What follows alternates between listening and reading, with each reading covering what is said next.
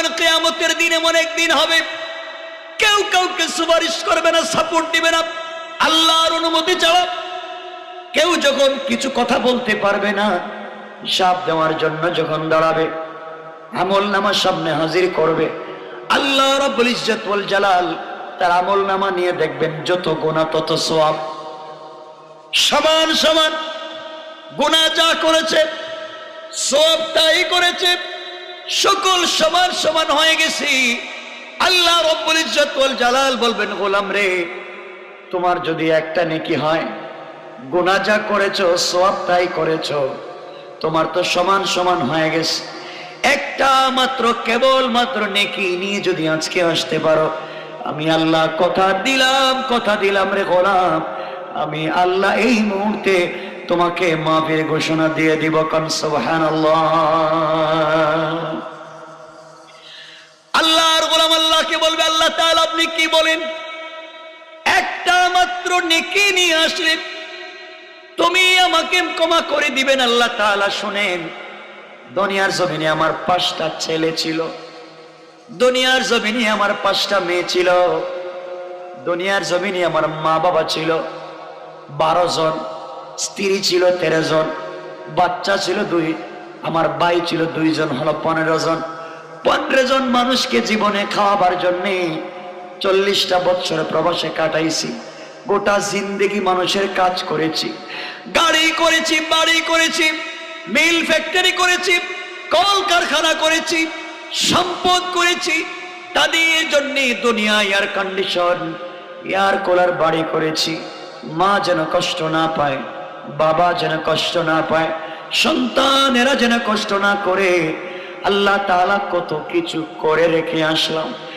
আজকে তুমি আমার কাছে একটা নেকি চাইছো, আমি যদি আমার পরিবারের কাছে যাই, 15 জন পরিবার, আমার সন্তান আছে, আমার মা বাবা আছে, আমার স্ত্রী আছে, আমার ভাই বোন আছে, তাদের কাছে গেলে আমাকে একটা একটা করে নেকি দিলেই তো বহুত দিবে, এক বস্তা করে দিলেই তো বহুত দিবে। আমি যাই। আমার বন্ধুগণ, আল্লাহর এই গোলাম দৌড়াইয়া সর্বপ্রথম যাবে নিজের ভাইয়ের কাছে।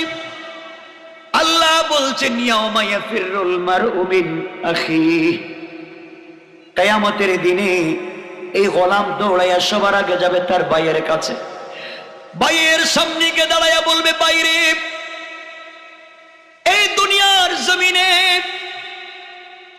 আমি ভুল করি আর ভালো করি, যা করি না কেন সর্বপ্রথম কারো সঙ্গে মারামারি করি, আমি ন্যায় থাকি আর অন্যায় থাকি।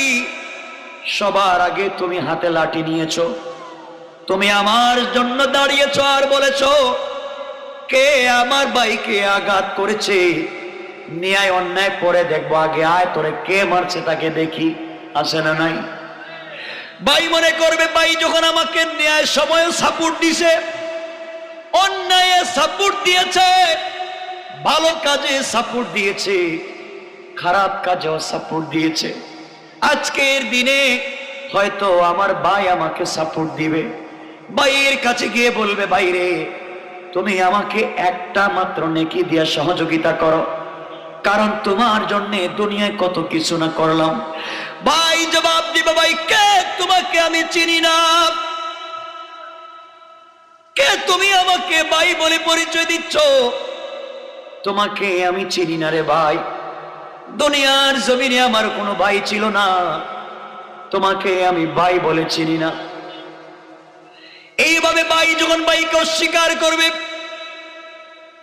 সন্তান দৌড়াইয়া এরপরে যাবে মায়ের কাছে, ও উম্মিহি, মায়ের কাছেই জন্য যাবে আর বলবে, মা,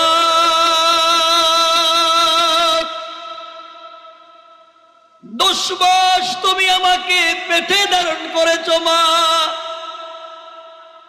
হাঁটু দিয়া পা দিয়া পেটের ভিতরে তোমাকে কত আঘাত করেছি, কত কষ্ট দিয়েছি মা, কত রাত্র তুমি খেতে পারো নাই, হাঁটু দিয়া পেটের ভিতরে আঘাত করেছি, সারা রাত্র পেটের ব্যথায় খাচ্ছ, খাবার মুখে দিয়েছ, বমি হয়ে গেছে, আমি তোমার পেটে ছিলাম, তোমার কোনো রুচি ছিল না। সারা রাত্র কষ্ট করে করে আমাকে পেটে ধারণ করেছ মা। ডেলিভারির সময় 2-2.5 বালতি ব্লাড গিয়েছে তোমার। মা, তোমাকে যখন অপারেশন থিয়েটারে নিয়ে যাওয়া হয়, লেবার রুমে ওটিতে নিয়ে যাওয়া হয়, মারে তুমি যেই বাবার ঘরে জামদানি শাড়ি লাল বেনারসি পরে একদিন এসেছিলে, ঘর থেকে বের হওয়ার সময় সেরা কাপড় পরে তুমি হসপিটালে গিয়েছিলে। মা, ডাক্তার বলেছে যে কোনো একজনকে বাঁচানো যাবে, 2 জনকে একসাথে বাঁচানো যাবে না। এমন সময় মা তুমি বলেছিলা, দুনিয়ায় তো অনেক দিন ছিলাম, অনেক কিছু দেখেছি, ও ডাক্তার প্রয়োজন বুঝে আমি মাকে ইনজেকশন দিয়ে তুমি মেরে ফেলো, এরপরেও আমার বাচ্চাকে দুনিয়ার আলো বাতাস দেখার সুযোগ করে দাও। মা, এত কষ্ট করেছ তুমি আমাকে নিয়ে। ও মা, ডেলিভারির সময় রক্তাক্ত হয়ে অজ্ঞান হয়ে আমাকে ভূমিষ্ঠ করলা, তুমি অজ্ঞান হয়ে পড়ে আছো। এমন সময় তোমার চেহারার সামনে যখন আমাকে কাপড় দিয়ে পেঁচাইয়া অজ্ঞান মায়ের চোখের সামনে সন্তানকে তুলে ধরা হয়, মা কষ্ট করে চক্ষু খুলে আমাদের চাঁদ মুখের দিকে তাকায়া 10 মাস 10 দিন পেটে ধরার কষ্ট আর ডেলিভারির কষ্ট বলে গিয়া কপালে চুম্বন দিয়ে আল্লাহকে ডাক দিয়া বলেছে, আল্লাহ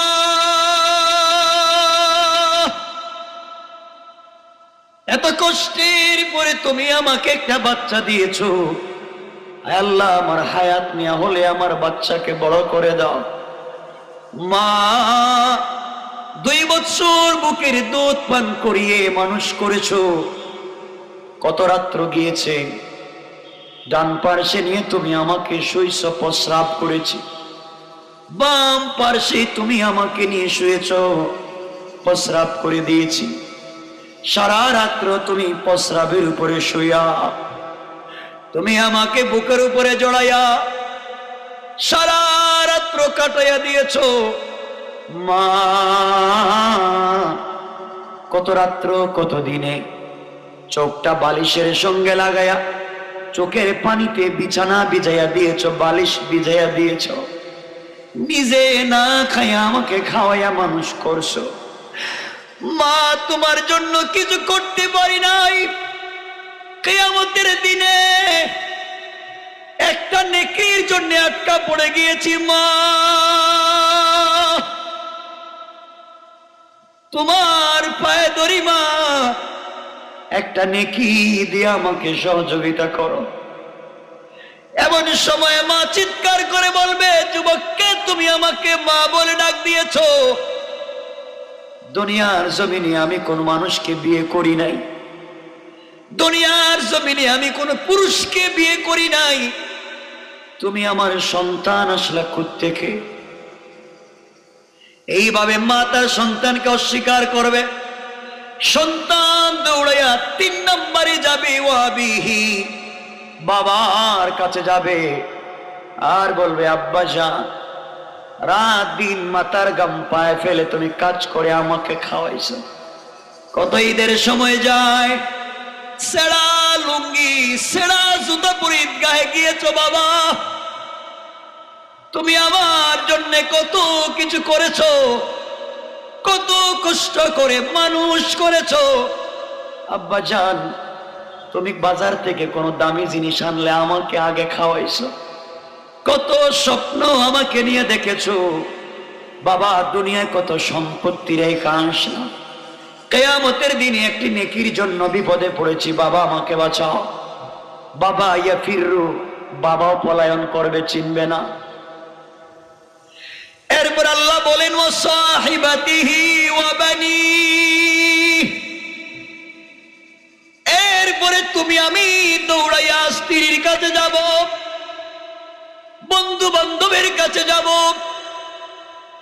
স্ত্রীকে ডাক দিয়া বলবো, কলিজা টুকরা স্ত্রী, তুমি তো এমন স্ত্রী ছিলা, তোমার অর্নামেন্টস জুয়েলারির জন্য, তোমাকে ভালো রাখবার জন্য আমি এমন কোনো কষ্ট নাই যা করি নাই। তোমাদের জন্য দুনিয়ায় কত কিছু করে আসলাম, একটা নেকি দিয়ে সহযোগিতা করো। কেউ যখন নেকি দিয়ে সহযোগিতা করবে না, স্ত্রী বলবে আমি জীবনে তোমাকে চিনি না, আমার স্বামীর চেহারা তোমার মতো মনে হয় না। এইভাবে স্ত্রীও চলে যাবে। আল্লাহ বলেন, ওয়াবানি, আমরা দৌড়াইয়া যাব সন্তানের কাছে আর বলবো, সন্তানেরা তোমাদের জন্য কত কিছু করে আসলাম, একটু সহযোগিতা করো। সন্তান বলবে, আমার বাবার চেহারা এমন ছিল না, আমার মায়ের চেহারা এমন ছিল না। এই কথা বলে সবাই যখন ছেড়ে দিবে, কেউ একটা নেকি দিয়ে সহযোগিতা করবে না, আল্লাহর গোলাম পরিশান হয়ে দৌড়াবে আর আল্লাহকে ডাক দিয়া বলবে, আল্লাহ, দুনিয়ায় যদি তোমাকে চিনতে পারতাম, দুনিয়ায় যদি নেক আমল করতাম, দুনিয়ায় যদি তোমার পথে চলতাম, দুনিয়ায় যদি তোমাকে চিনতে পারতাম, আল্লাহ তাআলা কিয়ামতের দিনে আজকে এত বিপদে পড়া লাগতো না। মায়ের জন্য করলাম, বাবার জন্য করেছি, স্ত্রীর সন্তানের জন্য কত কিছু করলাম, কিয়ামতের দিনে আজকে কেউ আমাকে চিনে না, একটা নেকি দিয়ে সহযোগিতা করে নাই। আপনাদের কি বিশ্বাস হয় কিয়ামতের দিন কি কেউ কাউকে সহযোগিতা করবে? কথা বলেন। এমনকি পয়গম্বর আদমের মতো পয়গম্বর, মুসার মতো পয়গম্বর কিয়ামতের দিনে আল্লাহর আরশে আজিমের পিলার ধরে কাঁদবেন আর বলবেন, আল্লাহ, আল্লাহুম্মা লা আসআলুকা আবি ওয়ালা উম্মি ওয়ালা উম্মতি ওয়ালা আখি। হযরতে মুসা কিয়ামতের দিনে আরশে আজিমের পিলার ধরে কাঁদবেন আর বলবেন, আল্লাহ তাআলা, আজকের দিনে তোমার কাছে আমি উম্মত চাই না, মা বাবা চাই না। তিনি বলবেন, আসআলুকা নফসি নফসি, আল্লাহ, আমি মুসা বলছি, তুমি আমাকে বাঁচাও। এই আল্লাহর গোলাম একটা নেকির জন্য দৌড়াইয়া কারো কাছে যখন নেকি পাবে না, কিয়ামতের মাঠে দৌড়াবে পরিশান হইয়া। হঠাৎ করে সামনে যাওয়ার পরে দেখবে আরেকজন আল্লাহর গোলাম কিয়ামতের মাঠে বৈশা বৈশা হাউমাউ করে কাঁদতেছে, তার চোখ থেকে পানি শেষ হইয়া যেমন রক্ত বের হয়। আল্লাহর আরেকটা গোলাম জমিনে বৈশা কান্না করে। এই যুবক কাছে গিয়ে জিজ্ঞেস করে, বাইরে তুমি কেন কান্না করো? তোমার কি হয়েছে? কেন তুমিও কান্না করো? এই যুবক ডাক দিয়া বলছে, বাইরে এই জন্য আমি কান্না করি, দুনিয়ার জমিনে সন্তান, স্ত্রী, পুত্র সবার জন্য কত কিছু করলাম, আজকে আমি কিয়ামতের দিন আল্লাহর সামনে দাঁড়ালাম হিসাব দেওয়ার জন্য। খাতা যখন বের করে আল্লাহ বলছেন, ইকরা কিতাবাকা কাফা বিনাফসিকাল ইয়াউমা আলাইকা হাসিবা। দুনিয়ায় কি করেছো একটু পড়ো। আমি আমলনামা যখন আল্লাহ আমার হাতে দিলেন, বের করে পড়তে লাগলাম। পড়তে পড়তে দেখি আমার আমলনামার ভিতরে একটা নেকি নাই, শুধু গুনার গুনাহ, গুনার গুনাহ। নেকি আছে মাত্র একটা। কয়টা? সবাই বলেন। নেকি আছে মাত্র একটা, সওয়াব আছে মাত্র একটা। আমার আমলনামায় নেকি বলতে কিছুই নাই, শুধু গুনার গুনার, কিছুই নাই। আল্লাহ বলছেন, যাও কিছু নেকি নিয়ে আসো। আমি বড় আশা করেছিলাম, সন্তানদেরকে ইংলিশ মিডিয়ামে পড়াইছি, বিসিএস ক্যাডার বানাইছি, বাড়ি গাড়ি করেছি, মেল ফ্যাক্টরি করেছি, কত কিছু করলাম। হয়তো তারা আজকে সহযোগিতা করবে, গেলাম, কেউ আমাকে চিনে না। কেউ যখন আমাকে চিনে না, নেকি আছে একটা, গুনার অভাব নাই। এই জন্যে মাঠে বসে বসে কান্না করি। আল্লাহরই গোলাম বলছে, বাইরে তুই যেইভাবে আত্মীয় স্বজন পরিবারের কাছে যাওয়ার পরে কেউ নেকি দেয় নাই, তোমার নেকি আছে, একটা গুনার অভাব নাই। আমিও গিয়েছিলাম, আমার নেকি লাগবে মাত্র একটা, কেউ দেয় নাই। তোমার আছে একটা, আমার লাগবে একটা। আল্লাহ আমাকে বলছেন একটা নেকি হলে জান্নাতি, তোমার তো নেকি নাই, আছে মাত্র একটা, দুজন তো গুনাহগার। আল্লাহর ওই গোলাম বলে, ভাই আমার তো নেকি আছে মাত্র একটা, এক নেকি দিয়ে তো জান্নাতে যাওয়া যাবে না, এক নেকি দিয়া জান্নাতে যাওয়ার সুযোগ নাই, আমল নামায় তো গুনার অভাব নাই। সত্যি যদি আল্লাহ তোমাকে একটা নেকির জন্য আটকায়া থাকে, পরিবারের কাছে গেলাম, কেউ আমাকে চিনল না, কেউ আমার চোখের পানি আজকে বুঝলো না, তোমার যেহেতু একটা নেকির দরকার, জীবনে কাউকে সাপোর্ট করতে পারি নাই, সহযোগিতা করতে পারি নাই, আজকে কিয়ামতের দিনে আমার আছে মাত্র একটা, তোমার লাগবে একটা। সত্যি যদি একটা নেকি হলেই তুমি জান্নাতে চলে যাও, আমি তো একটা নেকি দিয়ে জান্নাতে যাওয়ার সুযোগ নাই, তোমাকে একটা নেকি দিয়ে দিলাম, ওই একটা নেকি নিয়ে তুমি জান্নাতের ভিতরে চলে যাও। আল্লাহু আকবার বলেন। তারিখে ইবনে জারির তাবারিতে লিখে, আল্লাহর গোলাম একটা নেকি যখন পাইছে, ওই গোলামের কাছে তো আর কিছু নাই, নিয়ে দৌড়ায় আল্লাহর কাছে। আল্লাহর কাছে গিয়ে বলে, আল্লাহ তাআলা তুমি তো বলেছিলা এক নেকি আনলে জান্নাতি, একটা নেকি নিয়ে তোমার কাছে এসেছি, আল্লাহ তুমি এখন আমাকে জান্নাত দাও। আল্লাহ বললেন, গোলাম রে, কথা দিয়েছিলাম একটা নেকি নিয়ে আসলে জান্নাত দিব, তার ঠিক আছে, কিন্তু আমি আল্লাহ জানতে চাই এই কিয়ামতের কঠিন ময়দানে কে এমন মহামানব আছে যে তোমাকে একটা নেকি দান করেছে, বলো সে কি তোমার বাবা? আয় আল্লাহ তাআলা, না আমার বাবা আমাকে চিনে নাই। সে কি তোমার মা? আল্লাহ, না না আমার মাও না। সে কি তোমার ভাই? আল্লাহ, না আমার ভাই না। সে কি তোমার স্ত্রী? কয় না। সে কি তোমার সন্তান? না। কে তোমাকে দরদ করে একটা নেকি দিল? আল্লাহ, রাস্তায় একটা গোলাম, তার নেকি নাই, আছে মাত্র একটা, ওইটা দিয়ে কি করবে? কাঁদতেছে, আমার লাগবে একটা। ও আজকে একটা নেকি দিয়ে আমাকে সহযোগিতা করলো। আল্লাহ বলবেন, পরে তোমাকে জান্নাত দিব, আগে যুবকটাকে আমার কাছে নিয়ে আসো। আমার চাইতে বড় দাতা কেউ নাই, আমার মতো বড় দাতা কাউকে আমি সৃষ্টি করি নাই। কিয়ামতের দিনে নেকি দিয়া দাতা সাজলো কে রে? আজকের দিনে এত বড় মহামানব কে, যে তোমাকে একটা নেকি দিয়েছে যেখানে মা বাবা স্ত্রী পুত্র তোমাকে চিনে না? এই যুবকটাকে আমি দেখতে চাই, আমার কাছে নিয়ে আসো। আল্লাহর গোলাম দৌড়াইয়া যুবকের কাছে গিয়া বলতেছে, যুবক রে, আল্লাহ বলছেন আল্লাহর সামনে যাইবা, তুমি একটা নেকি দিয়ে সহযোগিতা করেছ, আল্লাহ তোমাকে দেখতে চায়। এবার যুবক সিজদায় পড়ে কান্না করে আল্লাহকে ডাক দিয়া বলেছে, আল্লাহ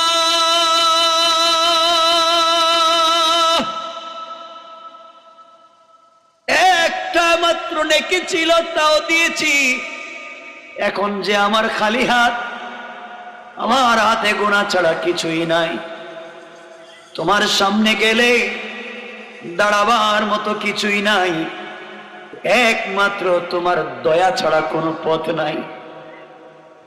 আল্লাহর সামনে যখন গোলাম দাঁড়াবে, আল্লাহ বলবেন, কি রে, তাকে তুই একটা নেকি দিয়া কি সহযোগিতা করলি? আল্লাহর গোলাম বলবে, আল্লাহ তাআলা যেহেতু তার লাগবে একটা, আমার আছে মাত্র একটা, একটা নেকি দিয়ে তো আমি জান্নাতে যেতে পারবো না, যদি যেতে পারতাম তুমি তো আগে আমাকে দিতে পারতা, দিলা না। নেকির জন্য আমাকে পাঠাইছিলা, কেউ আমাকে চিনে নাই। চিন্তা করলাম গুনাই যখন নিয়ে জাহান্নামে যাব, একটা নেকি আছে তাকে দিয়ে দিলাম। আল্লাহ বললেন, গোলাম রে, আমার চাইতে বড় দাতা কেউ নাই। কিয়ামতের দিনে তুমি আমার গোলামকে একটা নেকি দিয়ে আজকে সহযোগিতা করে জান্নাতি বানাইলা। আমি আল্লাহ তোমার উপরে খুশি হয়ে গেলাম। এই মুহূর্তে আমি আল্লাহ তোমার জিন্দগির সবগুলা গুনাহকে মাফ করে আমার কুদরত রহমতের মাধ্যমে জান্নাতি বলে এই মুহূর্তে ফয়সালা করে দিলাম। আল্লাহু আকবার। কত সংক্ষেপ করে বলি আমার বন্ধুগণ, আল্লাহ রাব্বুল ইজ্জত ওয়াল জালাল গোলামকে মাফ করে দেওয়ার পরে এবার বললেন, জান্নাতে যাও, তুমি আমার দয়া জান্নাতে যাও।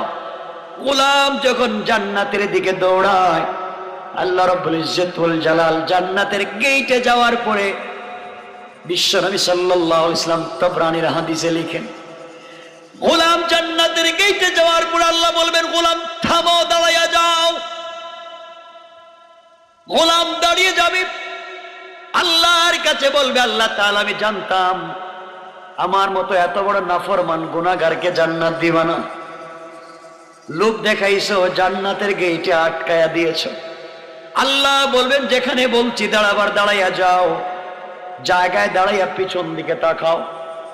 আল্লাহর গোলাম যখন পিছন দিকে তাকায়, তাকায়া দেখে কোটি কোটি মানুষ দাঁড়াইয়া আছে, নারী পুরুষ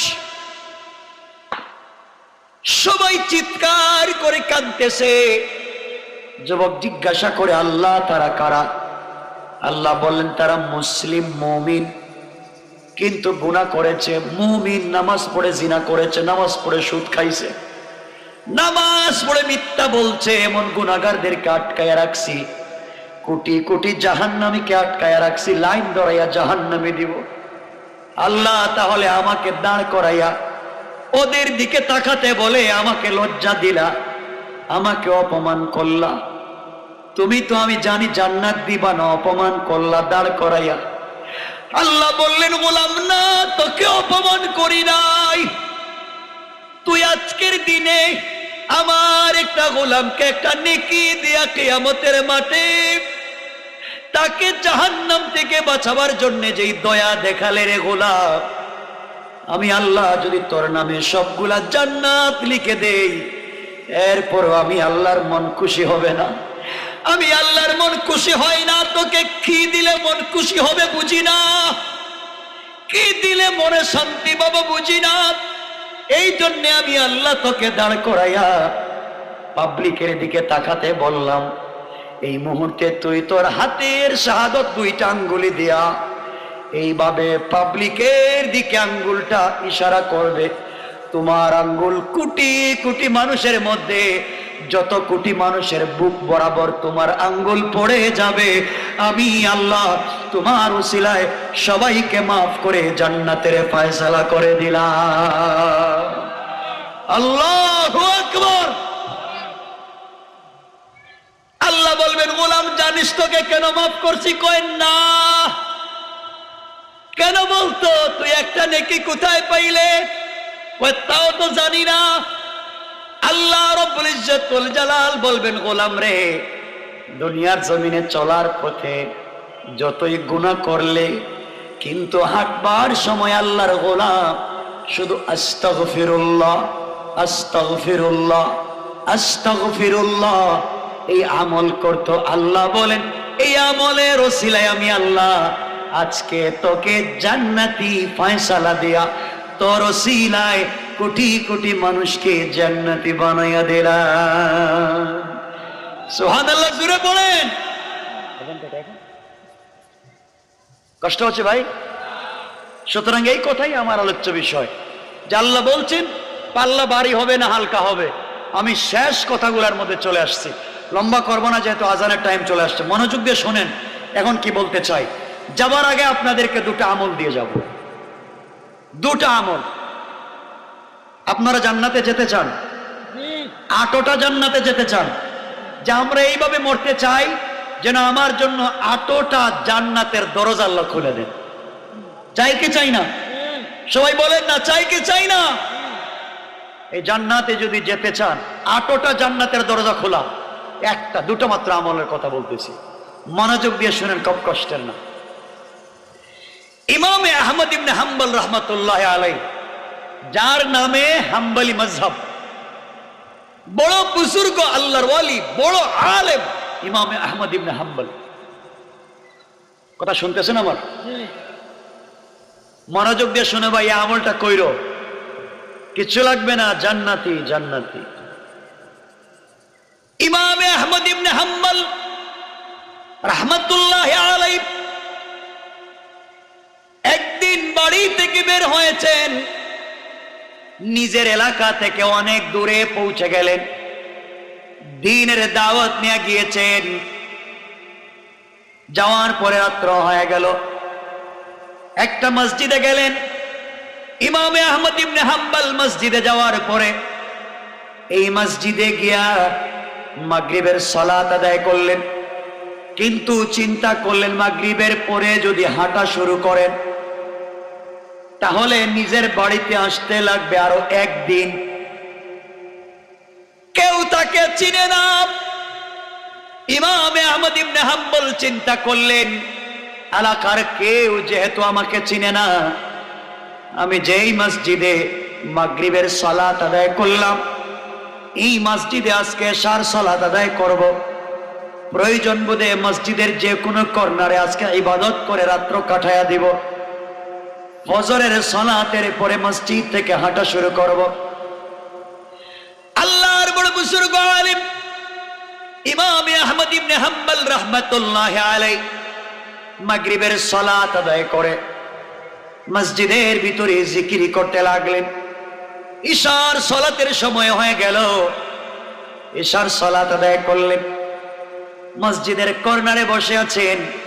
রাত্র গভীর হয়ে যাচ্ছে, হয়তো মসজিদের মুয়াজ্জিন অথবা মসজিদের খাদেম অথবা মসজিদ সংশ্লিষ্ট যে কোনো কর্মচারী তিনি এসে ইমাম আহমদ ইবনে হাম্বলকে বলছেন, মুরব্বী আপনি এখানে কি করেন? কেউ তো তাকে চিনে না।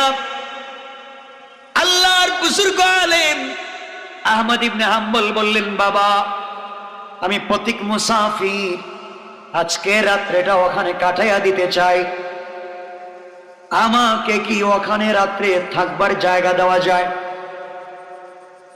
খাদেম অথবা মুয়াজ্জিন বলছে, পথিক মুসাফির, আমাদের মসজিদে অপরিচিত লোক থাকবার কোনো জায়গা নাই, চাইলেও থাকা যাবে না, আপনি বের হয়ে চলে যান।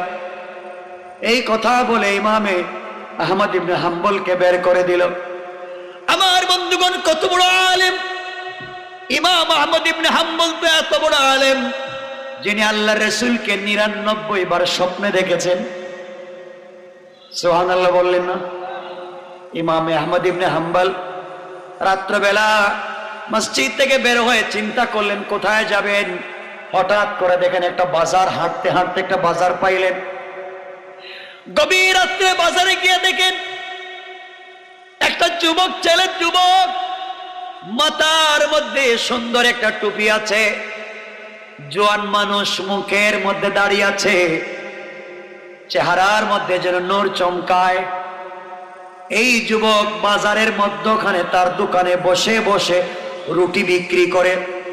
গরম চুলার মধ্যে ডেকসি বসাইয়া, হাড়ি পাতিল বসাইয়া, তৈল দিয়া রুটি বানাইয়া পাবলিককে খাওয়াচ্ছে।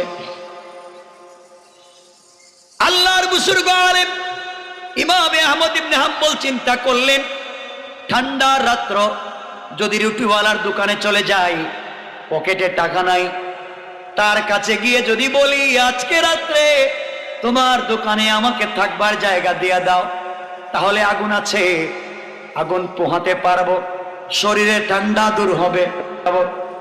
আল্লাহর গোলাম বুজুর্গ আলেম রুটি বিক্রেতার কাছে গিয়ে সালাম দিয়ে বললেন, বাবা আমি একজন পথিক মুসাফির, তুমি আমাকে চিনবে না। এই মসজিদে গিয়েছিলাম, মসজিদের কেউ আমাকে মসজিদে জায়গা দেয় নাই, রাত্র মসজিদে কাটাইয়া দিতে চাইলাম, কেউ আমাকে থাকতে দিল না। সকাল হয়ে গেলে আমি চলে যাব, তোমার দোকানে কি আজকে রাত্রে সারা রাত্র কি দোকান খোলা থাকবে? কয় মুরব্বী, দোকান তো আমি ফজরের পরে বন্ধ করব। ইমামে আহমদ ইবনে হাম্বল বললেন, তাহলে কি রাত্রবেলা তোমার দোকানে আমি থাকতে পারি? কয় থাকতে পারবেন। ইমামে আহমদ ইবনে হাম্বল থাকতে গেলেন। কিছুক্ষণ পরে দেখেন আশ্চর্য কারবার, দোকানের ভিতরে আশ্চর্য কারবার। তিনি দেখেন আশ্চর্য হয়ে গেলেন।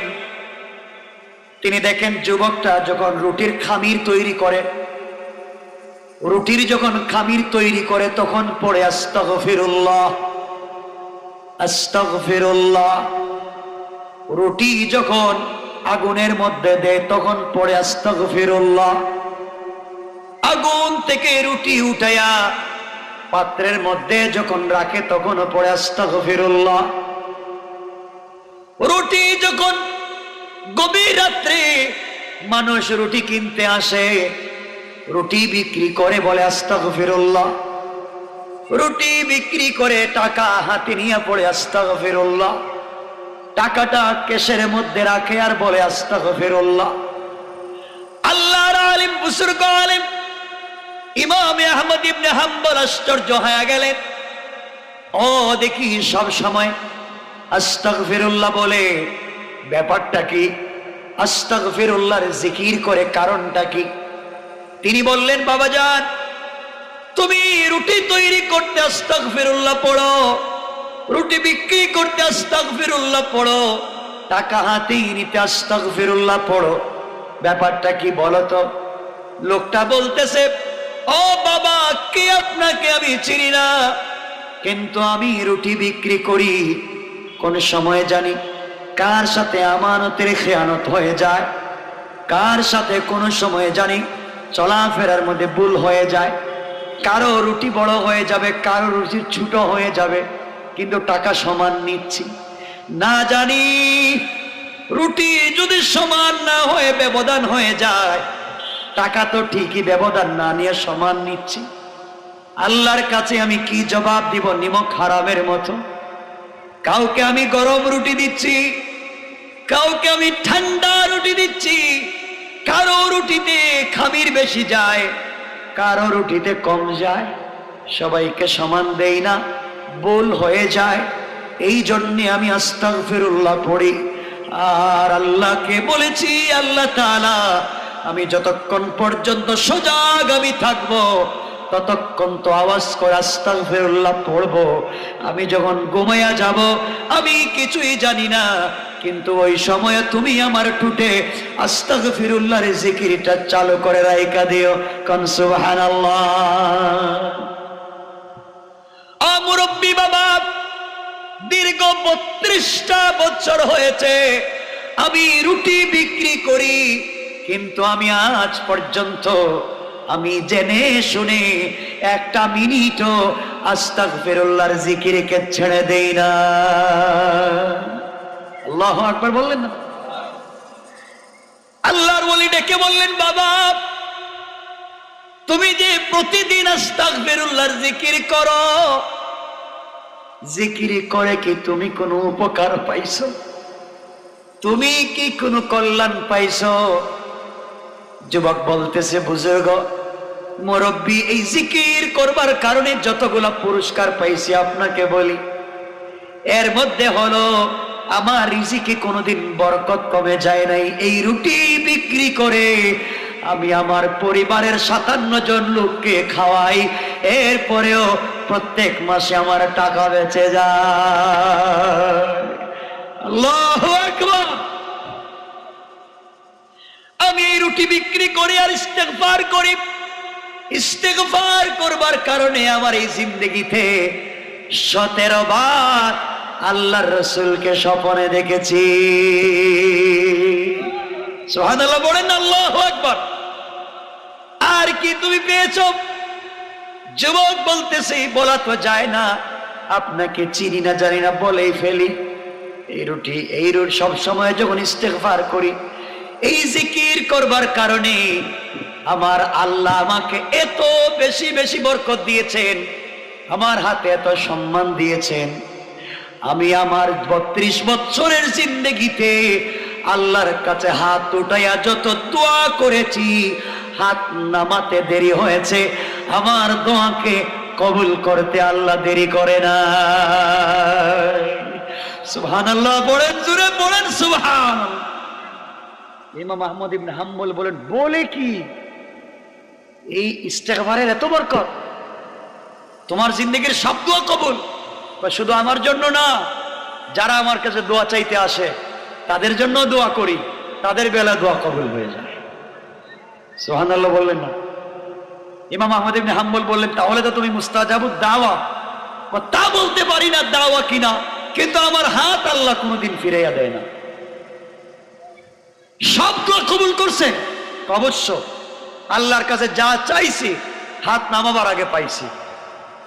কিন্তু কিন্তু কি? ইমাম আহমদ ইবনে হাম্বল বলেন, কিন্তু কি? এই কথা বলার পরে যুবকটা কেঁদে দিয়েছে, কেঁদে মাটিতে বৈশা গেছে আর হাউমাউ করে কান্না শুরু করে দিয়েছে। ইমাম আহমদ ইবনে হাম্বল বলেন, বাবা এখন কান্দো কেন? এই রুটিওয়ালা যুবক বলছে, বাবা আমি আপনাকে চিনি না, কিন্তু আমার 32 বছরের জিন্দেগিতে আল্লাহর কাছে যত দোয়া করেছি কবুল করেছেন। আপনি যে আমাকে বললেন জীবনে কোনো দোয়া কবুল বাকি আছে কিনা, কোনোদিন কোনো দোয়া ফেরত আসছে কিনা, এই কথা বলার কারণে ব্যথা পাইলাম। কেন পাইলা? 32 বছর থেকে যত দোয়া করি সব দোয়া আল্লাহ কবুল করে, কিন্তু আমার ছোট্ট একটা দোয়া কবুল করে না। ইমাম আহমদ ইবনে হাম্বল আশ্চর্য হয়ে গেলেন, যুবক কি দোয়া আল্লাহ তোমার কবুল করে নাই? আমার একটা দোয়া আল্লাহ আজ পর্যন্ত কবুল করে নাই, সেই জন্য আমি বড় আফসোস করি।